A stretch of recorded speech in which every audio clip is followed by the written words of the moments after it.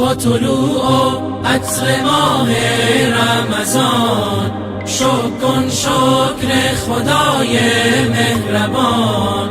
ماه تسکین دل است، ماه سیاه، گر ز دل باشد تراویح و قیام. ماه مهمانیست، مهمان خدا، شده ای دعوت به مهمانی بیا.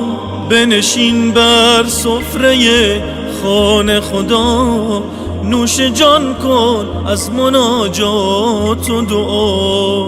با طلوع عطر ماه رمضان شکر خدای مهربان. ماه تسکین دل است، ماه سیاه، گر ز دل باشد تراویح و قیام. روز درمان است بر هر جسم و جان، می شود با روز جسمت پرتوان.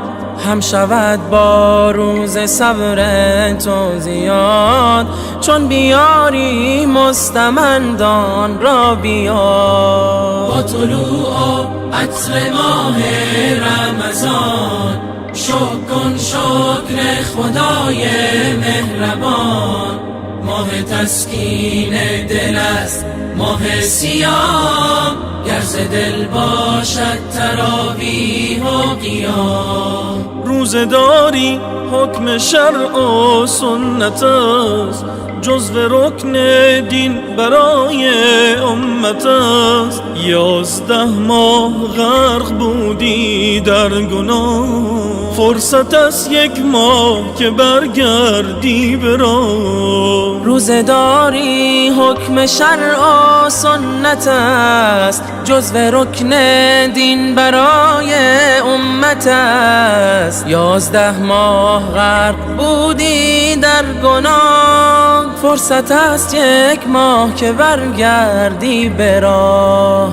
با طلوع عطر ماه رمضان شکر خدای مهربان.